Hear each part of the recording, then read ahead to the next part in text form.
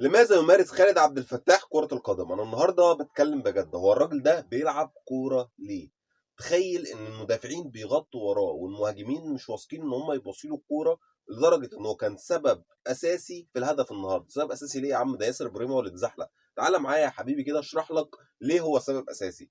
أولا ياسر إبراهيم طول الشوط الأول تقريبا عايز يروح يغطي ورا خالد عبد الفتاح الثغرة اللي موجودة، اللي واضح جدا إن فريق الإيفواري بيلعب عليها، بيلعب على خالد عبد الفتاح لانه ثغره في دفاع النادي الاهلي. ياسر طول الماتش زي الكوره دي كده وزي كوره الجون هو رايح يغطي ورا خالد عبد الفتاح اللي بيعدوا منه بمنتهى السهوله، فللاسف اتزحلق. فقدر الراجل بتاع ابيجان يروح بهدف ويجيب هدف جميل جدا، والشناوي طبعا مش قادر يفرد ايده زي ما احنا شايفين.